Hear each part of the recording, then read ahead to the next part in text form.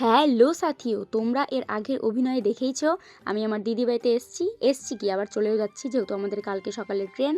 আর আমি ভাগ্নিকে নিয়ে, মানে আমি ভাগ্নি আর সিস্টার সবাই মিলে চলে গেছিলাম এই যে আমাদের পুচকি মনার রুমে। মানে যেহেতু ও এখানে ভাড়া থাকে, আমি এর আগের ভ্লগে একবার বলেইছি তোমাদেরকে, এখান থেকে পড়াশোনা করছে। তো ওরও এখন ছুটি, তাই ওও বাড়ি যাবে। তো আমরা বললাম যে চল তাহলে আজকের দিনটা তোর ওখানেই থেকে যাই, তো একসঙ্গে সবাই মিলে বাড়ি চলে যাব। তো যাই হোক, দেখো মেয়েটা আমাদের জন্য কত কিছু করছে। এখানেও পিৎজা করছিল, আর এগুলো কিন্তু সব কিছু মানে চিজ আর মিউনিসটা কিন্তু ও বাড়িতেই তৈরি করেছে। তো যাই হোক, আস্তে আস্তে দেখো আমাদের পিৎজা দেখেই একদম মনে হচ্ছে কাঁচা কাঁচাই খেয়ে নিই, কিন্তু না, কাঁচা তো আমরা খেতে পারবো না, আমাদেরকে এটাকে আগে দিতে হবে একদম গ্যাসে। তার উপরে তো যেহেতু পিৎজা হচ্ছে, তাই আমরা ভাবলাম একটু ওর ঘরে যা যা আছে সব খেয়ে নিই। তো ওই বলছিল চলেই যাবো, তো খেয়েই নে। তো টুকটুক করে দেখো আমরা দিকে দেখছি যে কখন হবে কখন হবে।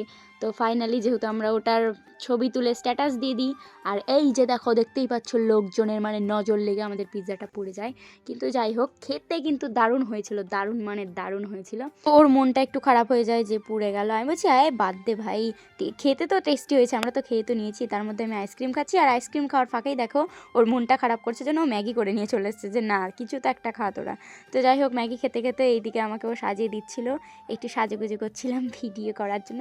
ভাবলাম কালকে বাড়ি চলে যাবো, তাই একটা ভিডিও করে নিই। এই যে আমার ফাইনাল লুক, কেমন লাগছে জানিও। জানি তো আমি নায়িকা। তো যাই হোক, কালকে বাড়ি চলে যাব। তো আজকে এত দূরই অভিনয় শেষ। টাটা।